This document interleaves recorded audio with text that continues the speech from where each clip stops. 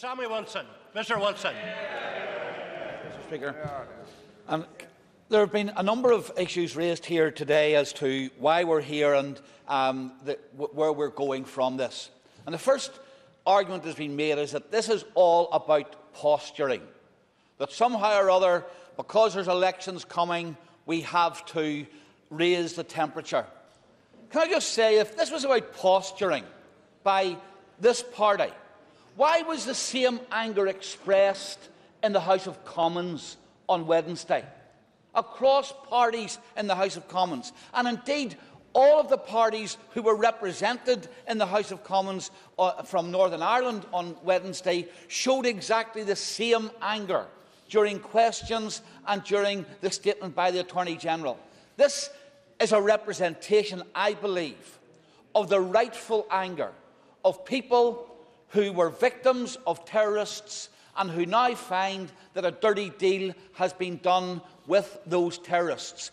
And I've got to say, if the Deputy First Minister can't understand the difference between posturing and genuine anger, then he has got no chance, and his party has got no chance, of ever bringing a resolution to the issues of the past.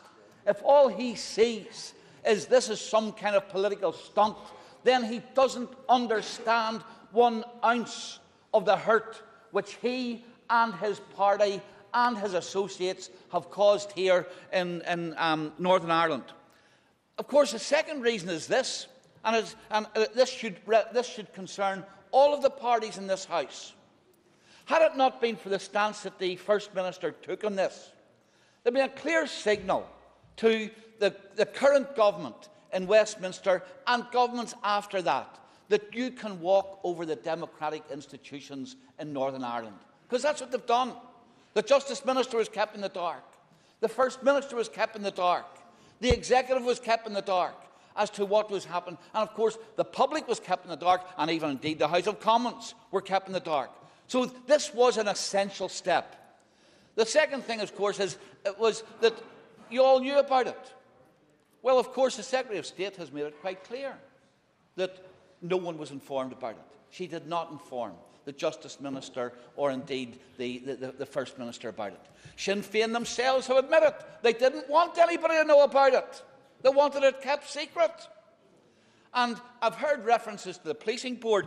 Perhaps Mr McCrae and those who make reference to the Policing Board ought to read what the Assistant Chief Constable said when he addressed the Policing Board. This is what he said, that first of all, there would be an investigation into the individuals.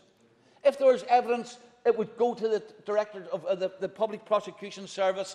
If it passed the test, there would be a further investigation of the case. Then there would, powers of arrest would exist, that the bench warrants could be applied, and in the case of prison breaks, the Prison Act would apply. No indication there that there was some kind of amnesty for those who were on the run. And maybe if he had...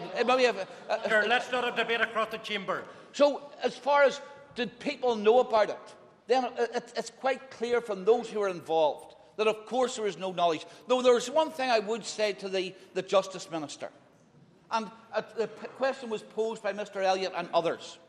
Who have got these letters? Since the police would have had to do a report before a letter like this was sent out, surely he, as the Justice Minister, has the right to ask the Chief Constable now to give a list of all of the people who the police made a report on, and that, of course, would then give to this Assembly, and he could make a statement to this Assembly as to who has received these letters. And I will give way, yes. I think what Mr Wilson is asking me to do, and I'm grateful to him for giving way, is to actually interfere in the operational issues of the Chief Constable. This House needs to be very careful about politics interfering with those duties. The fact is, this was an issue which is being carried forward by the Northern Ireland Office. That's where he should be asking the questions in the House of Commons. Well, I think that even in his own speech he made it quite clear, and members of his own party have made it quite clear, this has moved from being an operational issue to being a very serious political issue. And therefore, I do believe he does have the ability, and he should pursue that particular issue. That is one way of satisfying, I believe, many of those who have been affected by this. The third argument that has been put forward is this, that this is as a result of the announcement yesterday, the First Minister has now made a climb down. I've got to say, I find that extremely odd, given that, first of all, he asked for an inquiry and he has got an inquiry. And let me just remind this House what the Secretary of State said on the radio this morning. That inquiry will have the right to get all government papers, to call people, and even to find out and have a list of the letters which have been granted, though I believe that the Justice Minister can get it. And the second thing, of course, is that those who have received the letters will be contacted. Mr Allister, I believe, for different reasons, wants to believe that this is posturing. He wants to have a grievance that he can continue to pick at. We want to have the grievances dealt with so that those who have been hurt by this can have answers to the questions and to the hurt which they have felt. And I believe that we have got a good result as a result of the very decisive action taken by the First Minister. Mr Maskey. Order.